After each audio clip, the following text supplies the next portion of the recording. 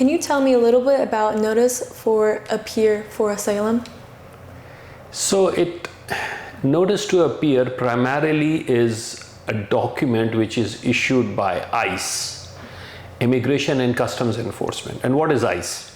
So ICE is that arm of USCIS which sort of enforces the legal status of the person. So anytime a person comes to the US, they have a specified time to stay here. They have 1 month, they have 2 months, they have 6 months, they have 2 years, depending on what the category is. So there's always an end date.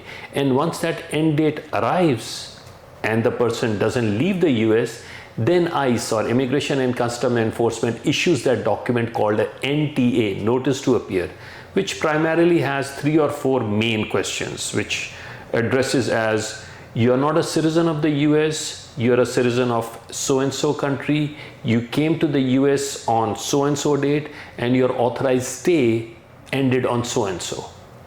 So the prime question is, look, you were here temporarily, you are allowed to stay until a certain period. What is your reason to stay now? So once an NTA is issued, the case is out of the jurisdiction of USCIS. It's now before EOIR or before the immigration court, and the immigration court then makes a determination of what to do with that person. So an NTA normally is an inductment process, as you may say, for having the case moved from USCIS to the immigration court. And the immigration court then makes a determination based on the facts, based on the evidence, based on the reasons to stay here, whether the person is allowed to stay in the US or go back to either their home country, the country that is designated, or whichever country they have their passport for. Okay. When receiving an NTA, what should someone bring to court, and what should they do and not do at court? So again, as we discussed earlier, an NTA means giving the respondent a reason as to why do they want to stay here.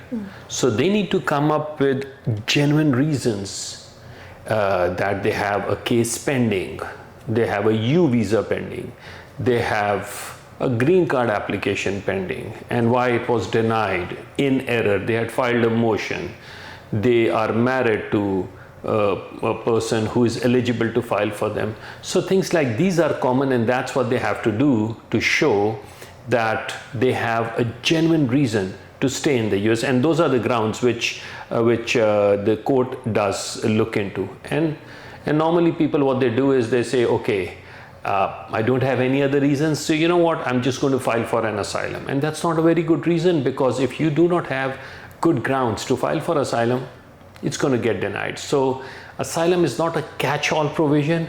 It is something that you have to see, you have to look into it, and then determine whether it suits your circumstances. The facts are those that merit the approval of an asylum, because if it doesn't, it's not good.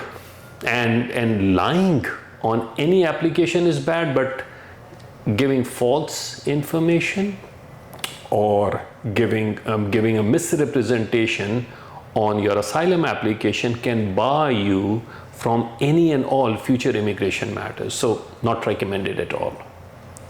Okay. We were talking about ICE earlier. Can you tell me a little bit more about ICE detention centers and what are the purpose for those? As you just asked me, it's the ICE detention center, it's not a jail. So a jail is there where people are spent for incarceration because they have committed an act of violence or they have committed acts against the society, and now they are being told to be over there. So it's a much more strict situation in a jail or a prison, where people are forced to obey a certain standard, meal times, sleep, suits, prison suits as you call them. Detention, on the other hand, is merely constraining you from going out. So detention centers, if you sort of compare them with a jail or a prison, they are much more lax. So you have access to doctors, you have access to religious activities, games, both indoor, outdoor.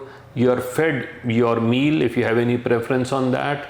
So all those things do come in there. We once joked that because in prison, in detention center, when they keep you, they have to do a complete body checkup as well, just so that you don't have any medical ailment, any illness that can cause a problem for them and they don't know.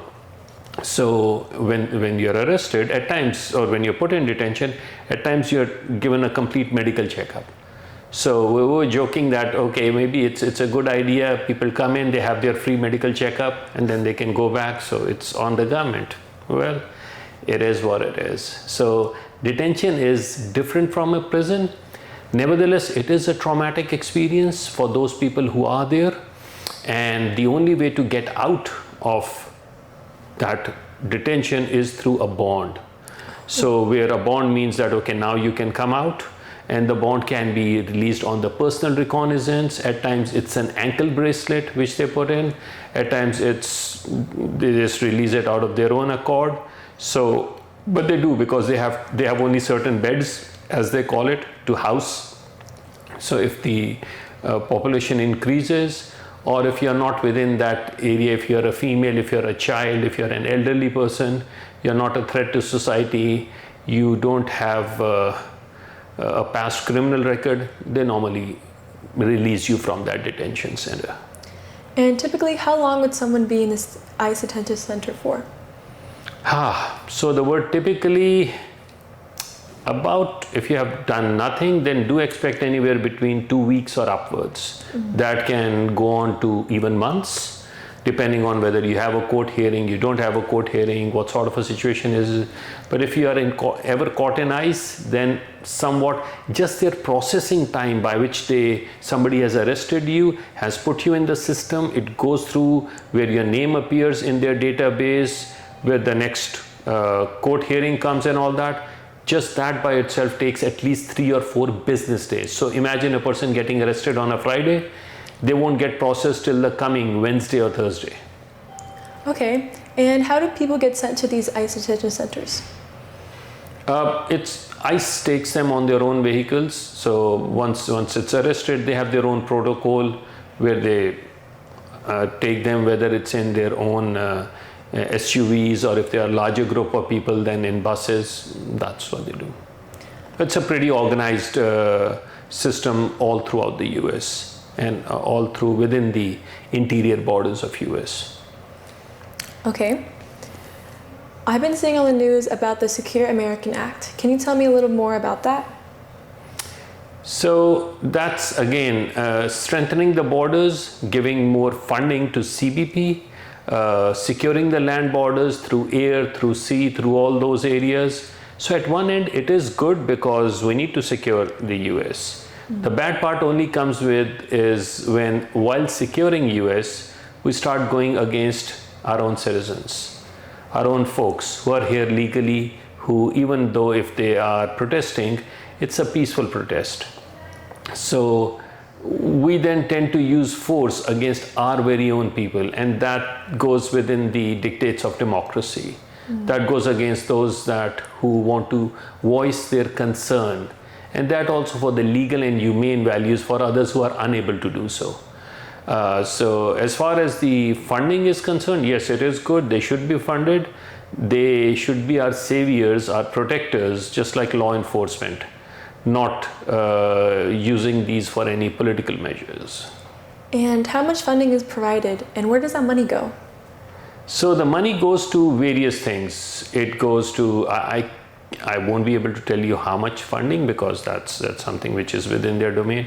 But the funding goes to, again, these detention centers, having unmanned aerial surveillance, having body armor, and some of these officers, I feel for them, they are in the thick of it. They go through deserts, through severe terrains. They don't meet their families for several weeks in a day. So they really live a tough life, and it's to secure the homeland. They have state-of-the-art weapons, state-of-the-art technology to detect people who are coming to the US illegally.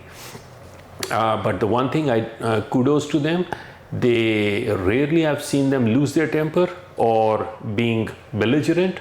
They are humane, they speak politely, at times they don't even have the same language, but they do try to interpret, they do try to give the benefit of doubt, and that's something which we even have them on the highest standards, and that's deeply appreciated. Lastly, looking ahead, what are the big next steps for immigration, families, and the future overall?